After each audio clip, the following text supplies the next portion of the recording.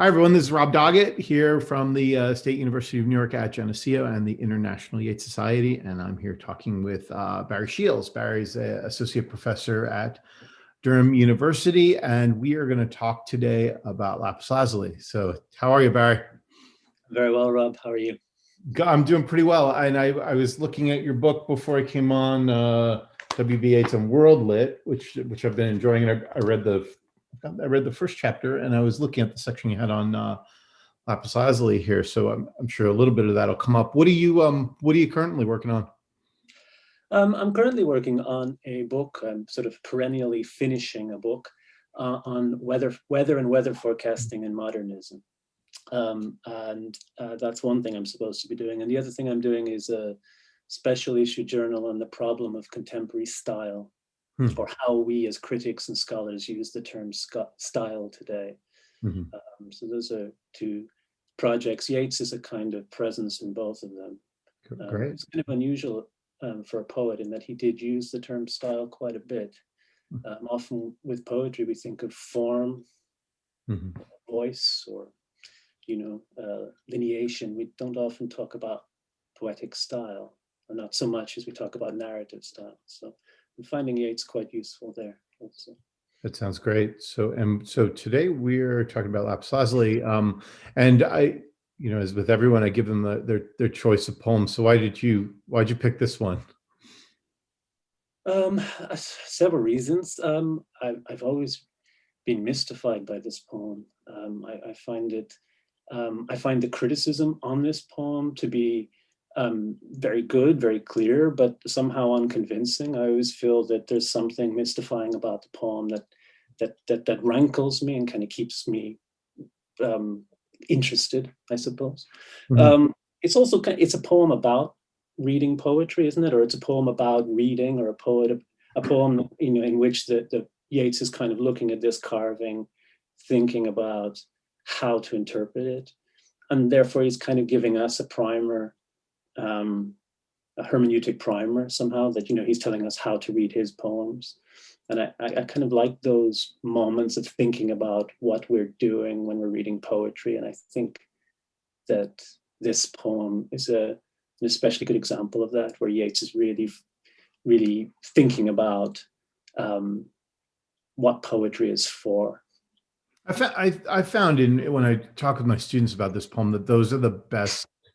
The conversations are usually best when we do focus on the act of engaging with the art object and sort of the ways in which we interpret, and the way that Yeats is looking at the carving, and sort of this question often comes up for students about the subjective or the objective there. To what extent are we imbuing sort of meaning into the object, and do we always do that? And it gets into really interesting conversations about encounters with art, whereas I find that the least productive conversations I've had about this poem tend to be when I get into the whole tragic joy idea, and sort of I get into this, you're trying to explain what that sort of means. It's a through line in Yeats, but it ends up being a little bit more abstract for students.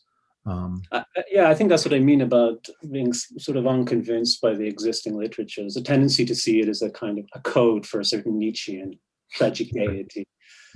I think there's more going on than that, and I'm interested in that surplus. I'm not quite sure what it is. I mean, I don't pretend to know myself, but it's a poem that continues to fascinate me.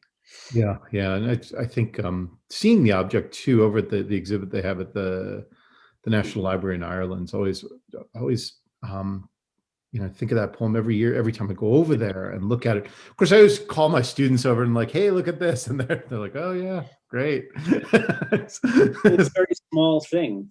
Yeah. And I mean, that's part of what the poem's about, that it's a very small thing. And yet the context in which the poem was written, and the context that it invokes in the first stanza, is very large. Yeah, warfare. I mean, it's just this experience of a modernity crisis, global war, and then this little object. So one of the questions is, how can this small thing stand in for the very big thing?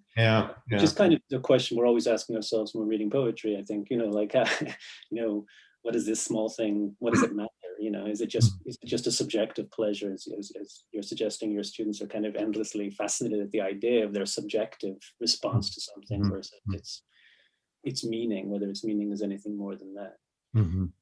Yeah, I think that's right. That looking at the actual carving can be a challenge in itself, a challenge to care, right? Yeah, and that's the students are expecting something more dramatic, I think, and it's tiny little object.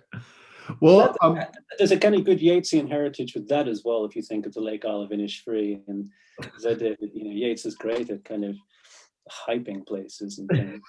Yeah, viewing it with so much meaning, and then often that one out of the lake was, we're riding around on the lake, and I'm sort of, I think it's over there. Then I'm like, no, maybe it's that one.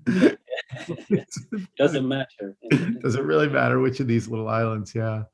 Yeah. So, well, I think we'll start with maybe having you read the poem for us, and then if you could share your screen. I know you've got a couple little slides for us to look at.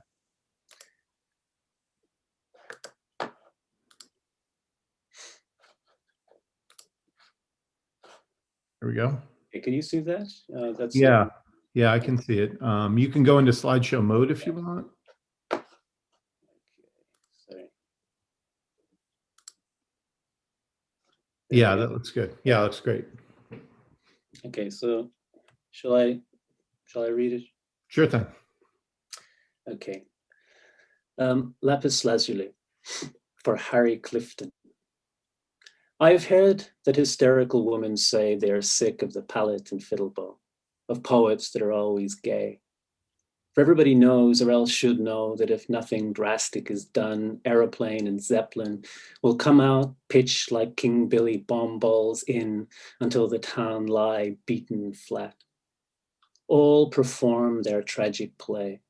There struts Hamlet, there is Lear, that's Ophelia, that Cordelia, yet they, should the last scene be there, the great stage curtain about to drop, if worthy their prominent part in the play, do not break up their lines to weep. They know that Hamlet and Lear are gay. Gaiety transfiguring all that dread. All men have aimed at, found and lost. Blackout. Heaven blazing into the head. Tragedy wrought to its uttermost. Though Hamlet rambles and Lear rages, and all the drop scenes drop at once upon 100,000 stages, it cannot grow by an inch or an ounce. On their own feet they came, or on shipboard, camelback, horseback, assback, muleback. All civilizations put to the sword. Then they and their wisdom went to rack. No handiwork of Callimachus, who handled marble as if it were bronze, made draperies that seemed to rise when sea winds swept the corner, stands, his long lamp chimney, shaped like the stem of a slender palm, stood but a day. All things fall and are built again, and those that build them again are gay. Two Chinamen, behind them a third, are carved in lapis lazuli. Over them flies a long-legged bird, a symbol of longevity. The third, doubtless a serving man, carries a musical instrument. Every discoloration of the stone, every accidental crack or dent seems a watercourse or an avalanche or lofty slope where it still snows, though doubtless plum or cherry branch sweetens the little halfway house those Chinamen climb towards. And I delight to imagine them seated there, on the mountain and the sky, on all the tragic scene they stare. One asks for mournful melodies, accomplished fingers begin to play. Their eyes, mid many wrinkles, their eyes, their ancient glittering eyes are gay. Thanks, Barry. That was great. So maybe we can, I think we should just go through it kind of systematically. We'll just start at the top and work our way through. I was just going to, there's the... yes. the carving itself. Yeah.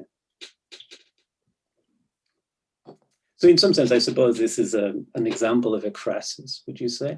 Yeah, yes. So this is poetry about writing about art, and as you say, I think that act of interpretation is really important.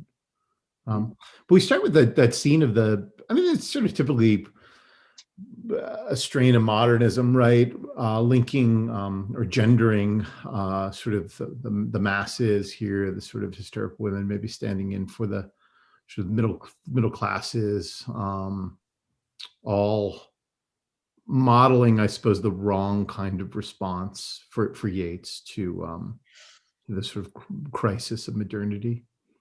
Yeah, I mean, it's a very rich opening line. I mean, I have heard that hysterical woman say, when I recall the line to myself, I'm always thinking I have heard hysterical women say, Yeah. but he's not hearing hysterical women say it.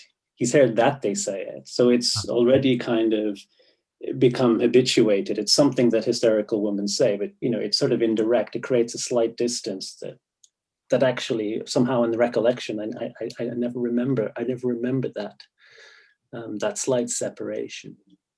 But it draws attention to the word hysterical, I think. I've heard that hysterical woman say, and as you know, as you've already said, it's a gendered term. Historically, classically, etymologically, I think it's linked to the womb, to a disorder of the womb. But in the 19th century, actually, as it was being retheorized by Charcot in Paris and by Freud in Vienna, it was very much a disorder that could apply to men and women equally.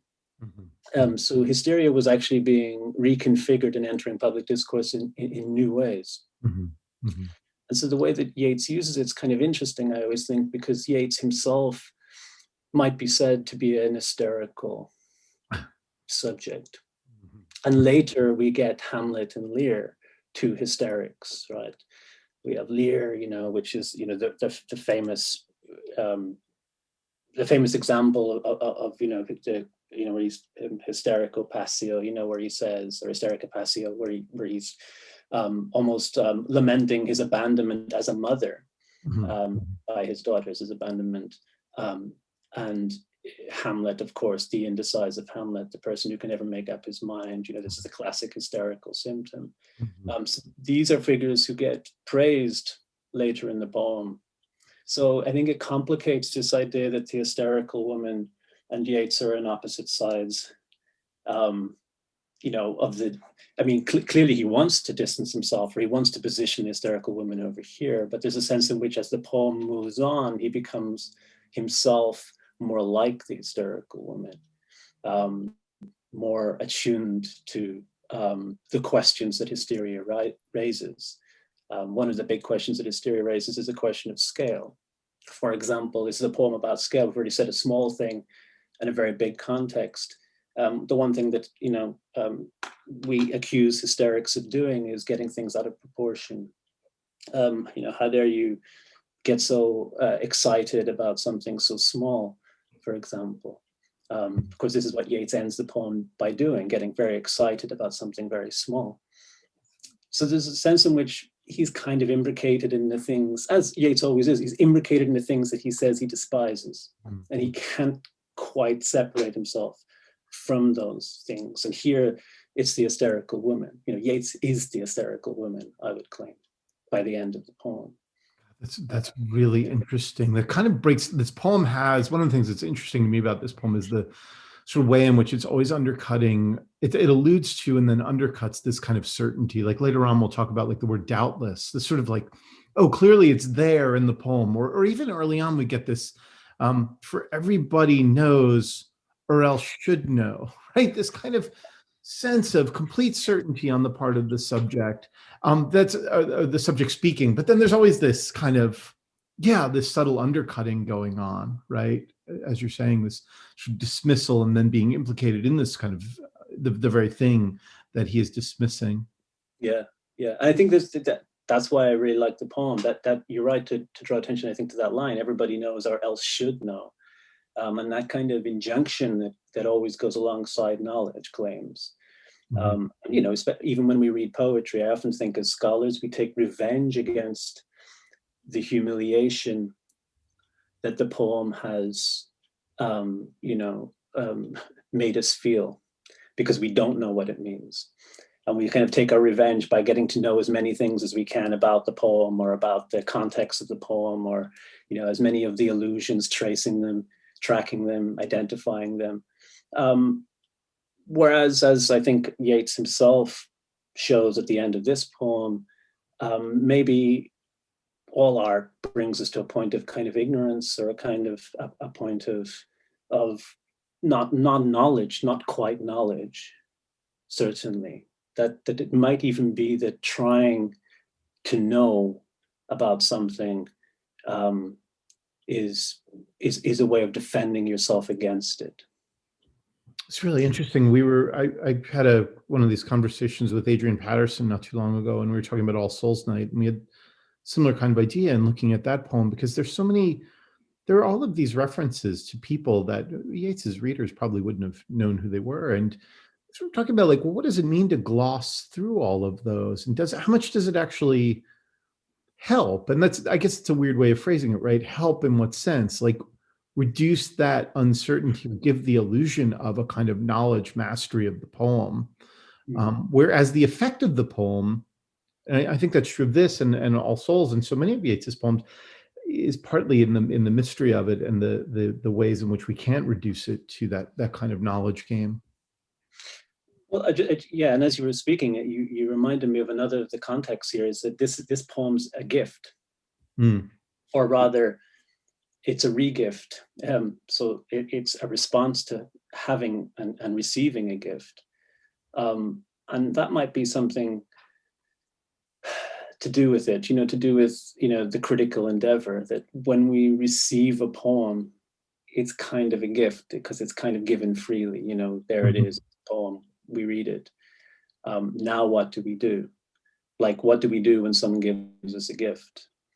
You know, you feel all sorts of things when people give you gifts. You can feel aggressed. You can feel that the gift is an act of aggression that you have to respond to. It can create an obligation, and a sense of indebtedness. And I think we can read this poem, I suppose, as a response to a gift or a paying of a debt. You know, Harry Clifton has given Yeats this carving. Yeats has written a poem in return, you know, paying a debt. There's something, I think, in knowledge economies that are always to do with indebtedness, you know, that when we're given something, then we don't know about it. Knowing, it's almost like we have to pay our debt. We have to learn about it. We have to know more about it. It creates that structure of indebtedness. And I think this poem kind of dramatizes that feeling of obligation very well, the obligation to interpret. I like that about the poem. And against this kind of backdrop early on, where, as you're saying, the scale shifts, so that if nothing drastic is done, and then that sort of vision of airplane and Zeppelin, and then the sort of weird phrasing at the end of that stanza too, like pitched like King Billy bombs in. Yeah, it's a difficult one to read, that line. I mean, I think I've got it on this somewhere. Sorry, maybe I don't.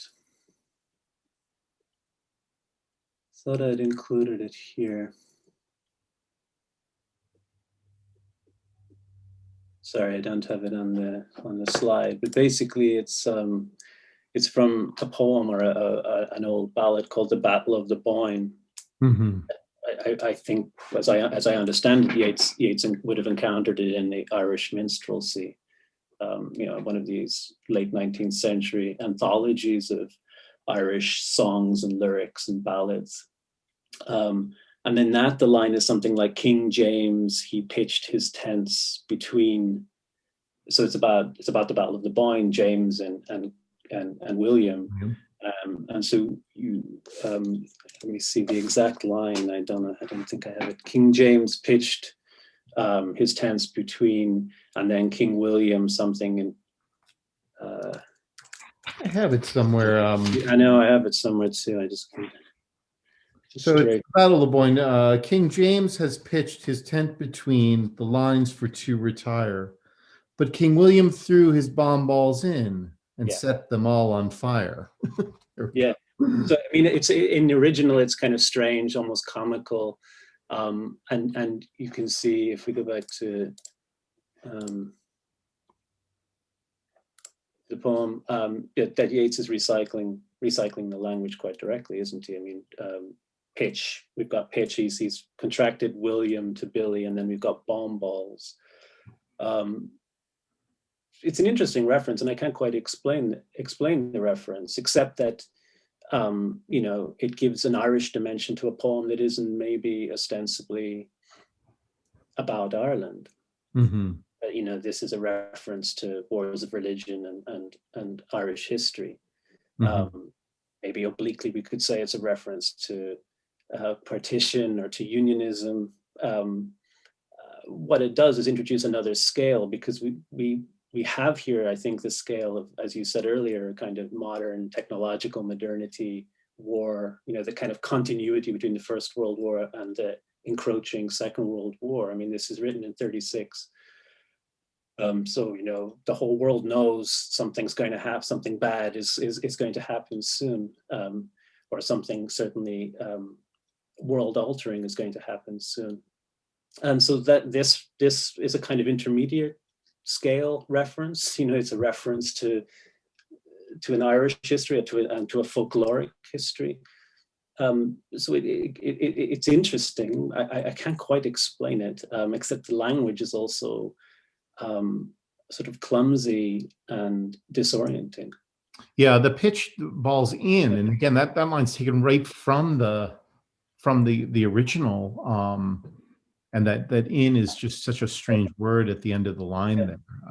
That's where I always stumble as I read this poem. But it likes to do these little wrong-footed phrase, you know, these slightly awkward moments in phrasing in order to set up a line that feels perfect. And I think that's what he does here, because then we get the next stanza and all perform their tragic play. so like Yeatsian and so declarative, and just we're certainty and stability in the rhythm there, and just feels like kind of perfectly phrased. And also, I think you remind me that pitched in does sound like play, doesn't it? Mm-hmm. Maybe there's a sense of kind of pitching something in. Mm-hmm. Seems frivolous, Mm-hmm. You know, given the subject matter. Frivolous. But I also wanted to say something maybe in this first stanza, the way that, you know, setting up the context of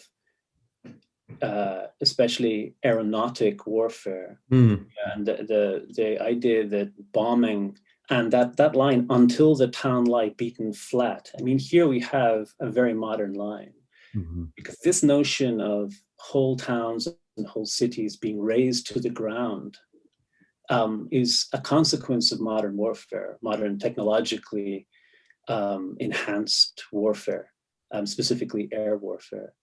And it's something, you know, in the readings of this poem that I've encountered hasn't been emphasized that much. And I think it is very important that Yeats is clearly imbibing an atmosphere in the 30s that's becoming increasingly interested in new forms of war and new forms of destruction. The term total war, I think, was coined in 1935, so the year before Yeats wrote the poem, by a German guy, Erich Ludendorff.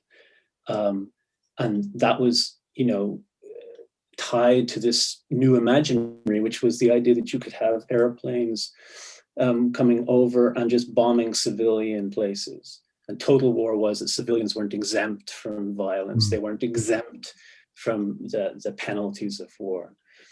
So unlike in the First World War, there was no front. Everything was happening at home on the street in the cities. And not only that, it was happening in this very asymmetric way. So in the early 1930s, the British were bombing Indian towns. The Italians were bombing Ethiopia. You know, the French and Italians were bombing all of North Africa, and whole cities were being flattened. And this was a new thing. And this new thing Yeats is registering here, a year before Guernica, which is the first kind of European notation of this shift. So in a way, it's a strangely proleptic poem. It's a poem that anticipates a European disaster to come, but it's also registering a colonial disaster that's already happened. Mm-hmm. I'm not saying that Yeats has any conscious position on this modernity, but he certainly knows that he's registering it, because Aeroplane and Zeppelin will come out until the town lie beaten flat. Mm-hmm. That's an image of total destruction, total war. That's an apocalyptic image. So when I think of this poem, I always think of Picasso's Guernica, because there is a response directly to the bombing of Guernica, the destruction of a town lying beaten flat in Europe. I think you have the images of the Picasso. Yeah. I thought I saw it on yours. Yeah. So, I mean, this obviously doesn't do justice to the meaning of the painting Guernica, as well as its fragmented and contorted bodies, is its scale, right? Is its size. And again, to go back to the Yeats poem, if it's a poem about size in some way, then so is this artwork by Picasso a year later, and in direct response to Guernica. Mm-hmm. So I think those two, that Yeats's poem and Picasso's artwork, are usefully coupled, actually, registering this shift in the ontology of war, even, you could say. I really like that, putting those two together. I normally wouldn't. I mean, I've used this Guernica in my courses introducing modernism, and had never really thought about pairing it with Lapis Lazuli. But I think it makes sense, actually, that those because they both are about that sense of scale and total war, as you're saying. So then we go to the second stanza, and a real sort of shift now into the aesthetic. Yeah. And we have the typical, as you say, that very Yeatsian line: all perform their tragic play. And then, of course, the pointing that he does, the deixis, there struts Hamlet, there is Lear. That's that sense of proximity. Mm-hmm. These are just people that he's seeing or that he's walking among, rather than fictional or dramatic characters. I think it's a very Yeatsian moment, definitely. Yeah. Mm-hmm. And the shift from the social to the aesthetic, mm-hmm. as well, being so abrupt. Mm-hmm. I talk with my students a lot about the line you've bolded there: "Do not break up their lines to weep," and it often gets us down the road into things like negative capability. But I wonder what you're thinking about the way in which he's describing. I mean, this is the part where everybody sort of brings in the whole tragic joy business, and the idea of the mask, and I mean, my feeling is, there's no doubt that Nietzsche's in this poem. That the Nietzschean aestheticism, I suppose, certainly the early Nietzschean aestheticism is there. The birth of tragedy, Nietzsche. Mm-hmm. And then there's also, I mean, going back to Yeats's encounters with Nietzsche in the kind of late 19th century and probably the 1890s, encountering Nietzsche in the 1890s is very different than encountering Nietzsche in the 1930s, because Nietzsche's already being reappropriated, and it's a different canon now. This is, in the moment of kind of the rise of fascism, the idea that the will to power, Nietzsche's idea of the will to power, which is a kind of ontological and very difficult philosophical conception, can be easily translated into politics. Mm-hmm. So there's something kind of unsettling about Yeats's use of Nietzsche in the 30s in this way. And I think, we should probably accept it, that, Yeats is working something out for himself here as well, through Nietzsche's ideas. So Nietzsche's definitely there. The idea that, death is a pleasure to the tragic hero, that his own death is a pleasure always to the tragic hero. There's something that's always been in Yeats's poetic ideology as well, I think. It's also, I suppose, though, a direct reference to Hamlet, isn't it?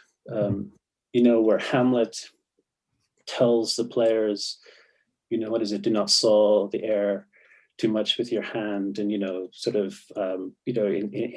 in torrent and tempest, in the whirlwind of passion, you must acquire acquire and beget temperance, or something like that, right?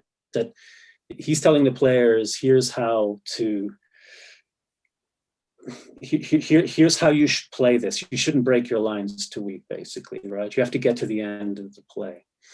It doesn't matter what I don't want you to see you do is overacting. I don't want to see you feeling the lines too much.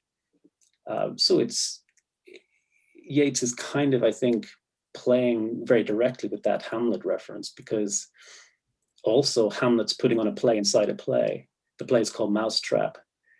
It's again about scale, about something small that can somehow help him decode something very large, or something which envelops him. He can somehow get a grasp on if he can miniaturize it and see it in small form. And of course, this is what Yeats is doing as well. Something huge is happening around him in the world. Something's changing. Can he get a handle on it? Well, if he can find a miniature version of it, and then he can start to decode it somehow and see what's really happening. So I think there's a direct reference to Hamlet. It's a direct reference to Hamlet's advice to the players. I had not thought about that at all, but that makes a lot of sense. Because when I read that line, I'm always thinking about actors sort of playing Hamlet. But you're right in that part. That's a part of Hamlet I sort of, one that's easy to forget. That his interaction with those players, the traveling players, and all the advice he kind of gives, and then you're right, it sort of creates this kind of scale. Yeah, because we're in the play within the play. We've got the character Hamlet talking about how to act. And then sort of us as audience thinking about this, and this whole sort of complexity of all of the ways in which we interact with art objects. Exactly. And setting all of that up for the ending of this poem. Yeah. And as we go through this as well, we can see how the theatrical metaphors are still sitting side by side with what we might imagine are the kind of real world contexts. So Blackout, is obviously it's about the stage, but it's also about how you defend against bombing raids. Heaven blazing into the head is an image of inspiration, artistic inspiration, but clearly it's also a prefiguration of catastrophe, of firebombing. Yeah, I was thinking of that as incendiary bombing campaigns. I mean, the doubling there. Yeah.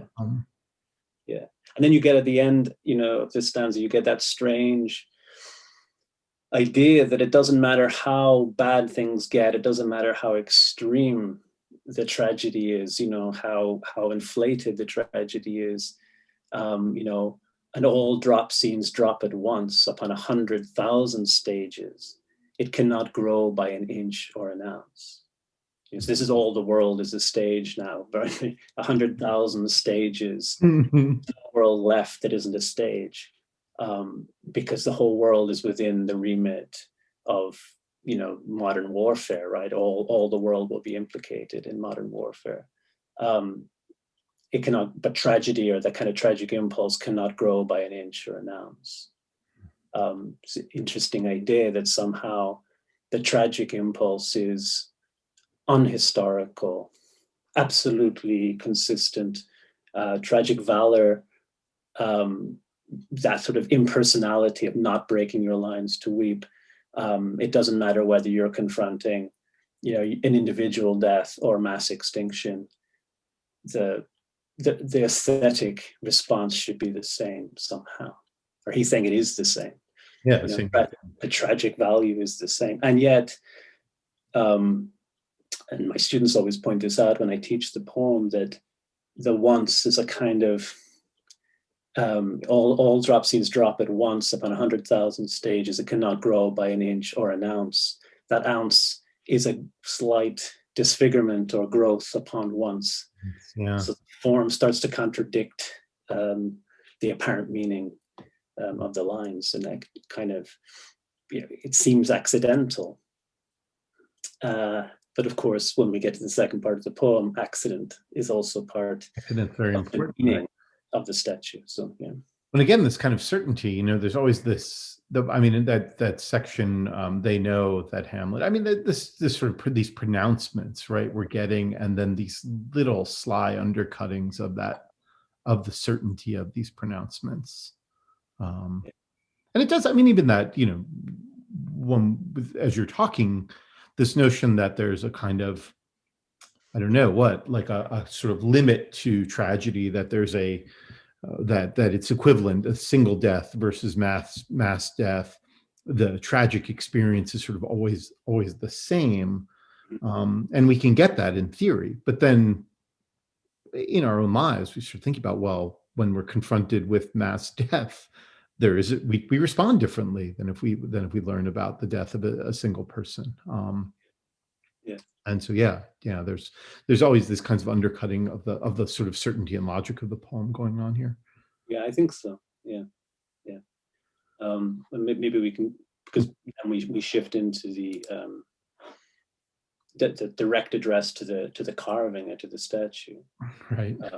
That sense that, you know, we're always registering as individuals our own fate, you know, in when confronted by historical or dramatic events. Now he tries to translate that into this small lapis lazuli carving. And I suppose what interests me in the second half of the poem is not only the abrupt shift of scale from talking about, you know, what we've done is we've kind of narrowed the focus at each turn, right? So we started with the historical world, we went to the dramatical world, or, you know, the kind of early modern to modern theater, and now we're looking at one particular small carving. Mm-hmm. So our focus has been trained. And yet, I think that same strange dislocation persists, because though we seem to be focusing more, we're also encountering an object that clearly comes from somewhere very far away. So it's an object which is inscribed with distance. Mm-hmm. Even though it's a very small object, it's a desk-sized object. It's something he can handle. It's something he can, as a miniature, it's something that he can try to use to make sense of the large, complicated world. It itself becomes a very complicated object. You sort of get a little of that, right, with the opening there of civilizations in motion, and then a reference to like the handling marble, the long lamp chimney, the idea of just these things. So we get this sort of global movement at this mass scale, and then honing in on some tangible objects, which set us up then for thinking about this object, this lapis lazuli. Yeah, yeah, and I think that sort of transitional passage seems also always reminds me of, you know, the statues, obviously, with the idea that the aesthetic form and a certain kind of geopolitical imaginary go hand in hand. Mm-hmm. And one of the things that this poem, I think, usefully complicates is the notion that form and aesthetic beauty arise out of Greece and move westward. Mm-hmm. Because here we have an object that comes from a different civilization. It comes from China, and therefore describes a different geopolitics and opens a different geopolitical imaginary. I think that's interesting and useful, because the statues as a poem is a deeply problematic poem for me. I find this much more amenable and much more actually nuanced and complex as a result. Mm-hmm. There's something sort of too neat in the statues, right? In those identifications of a particular imaginary and form. Yeah. But it's neat, and it's the notion, I think, there of classical beauty or classical form, and the idea that it gives rise even to the sexual impulse and our ideas of reproduction and generation. All these things, I think, here are reset and in more interesting ways. I think they're problematic in the statues. They're obviously bound up with eugenics discourse. They also, though they're useful it's useful to use the statues or something like that to think about how aesthetic philosophy and ideas of, eugenic ideas of worthwhile generation go hand in hand. I think the poem itself is a kind of, relative to this poem, it's a failure. Whereas I think this poem gives us an object which is not a classical object. So it's, just to look at it again, that is not classical form, that is not Apollinian, to use. Yeah, just thinking that. Yeah, it's just not a statue of a statue of Apollo that young men and women are going to gaze upon, and that will awaken their sexual desire as we get in the statues. Exactly. And you're right that thinking about the statues is, as you're saying, that a eugenicist poem that's bound up with eugenics, and it certainly is. I think in that kind of classical form and the idea of sexual choice, that we see a lot of that stuff in the late Yeats. Really, as people would say today, these kinds of ableist poems that you're right. I think are we need to be we need to recognize the problematic nature of some of the ideas in there. And that this piece of Lapis Lazuli is so different from that kind of classical notion of beautiful. Yeah, I mean, it's confusing to look at. It's ornate, but it's not at all, in terms of its its line. It's not at all clear or distinct. It requires, in fact, a certain amount of decipherment and interpretation, which is what the poem performs. And so to go on to that interpretation, that kind of the hermeneutic act with which the poem ends, and as I think you mentioned already, the knowledge claims that have been there, maybe half ironically in the poem to this point, they are given their most solid expression, I think, when he when Yeats tells us, when he describes the statue and he tells us what it means, or what its symbolic valence is. He says, two Chinamen behind them, a third. Over them flies a long-legged bird, a symbol of longevity. The third, doubtless a serving man. So that doubtless is, I know this to be the case, carries a musical instrument. So there's the kind of description, knowledge claim.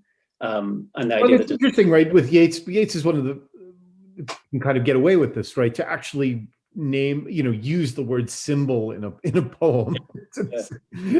He's obviously talking about a different, another bit of artwork, but that's sort of, he's done that before, and in his poetry. And I think that this kind of commanding the public poet, the great poet, the sort of saying that he knows art and is going to tell us exactly what that bird means on the carving. But then, right, and I suspect this is where you're going. Then we get the discolorization, the discoloration. Then we get the accidental crack or dent.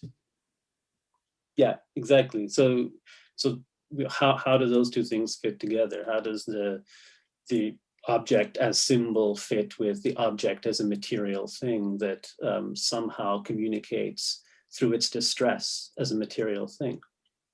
How does the accidental crack or dent mean? How does it signify? well, Yeats is sort of then as was telling us, well, it signifies through this kind of act of imagination, of entering into the statue. So then he said, every discoloration of the stone, every accidental crack or dent seems a water course or an avalanche. It might not be, but it seems to be. And this imaginative adventure is what allows him to enter the statue somehow, so that the poem ends where he's inside the miniature world that the statue represents. Well, and this right, the kind of reference to scent here, though doubtless plum or cherry branch sweetens the little halfway house. Yeah. So it's sort of, yeah, we go into this scene, and when we inhabit it in miniature and then start to experience it as if we're inside the carving. And I delight to imagine them seated there. So he's using the kind of miniature, the handling to feel his way into the scene, be inside the scene, and that sense of the sort of aesthetic delight that accompanies that feeling into that's going on, and so it's kind of pitched between knowledge claims, and the doubtless is still there, and this sort of fantasy, this imaginative leap where, of course he knows nothing. It's almost whimsy. And I think that's a good way of describing our encounter with poetry, that we always supplement what is there with whimsical associations, and we imagine our way into poems. However we do that, through personal association, through fantasy, and therefore supplement whatever kind of object the poem is. This is how we receive things. It's really interesting when you're talking about the idea of a gift before, and one imagines, looking, I mean, the poem sort of enacts the way one would imagine one would experience like receiving this gift. So you're starting to look at it, and then in this last stanza, we're just honing in and more detail, and you're right, that sense of like whimsy of inhabiting it and sparking these kinds of associations that might be very personal for us, even as we're noticing features that are objectively there. He's got the image of the Chinaman there, but then focusing on their eyes, just you can almost imagine a camera kind of panning in closer and closer to pick up on these details, and each detail sparking a little kind of association. And even the cracks and dents, even the things that weren't originally there, spark these little associations. So I think you're right. It's sort of poetry. You said at the start, thinking about poetry as a kind of gift. And I think the poem sort of enacts that, the experience of the gift. Yeah. Exactly. And how every gift is a negotiation. Yeah. This kind of exchange going on. Huh. That's fascinating stuff. Well, that's a lot of fun, Barry. I enjoyed it.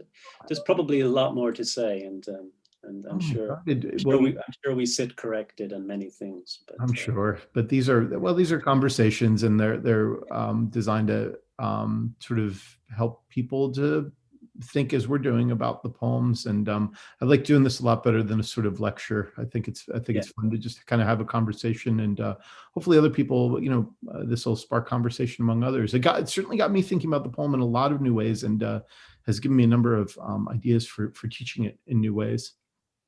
Great. All right. I guess stop sharing your screen. Okay. We go back to the normal view, and there we go. Well, it was a lot of fun talking with you, Barry. And I appreciate you coming on, and I look forward to seeing you in the future. Thanks a lot. Thank you, Rob. Take care.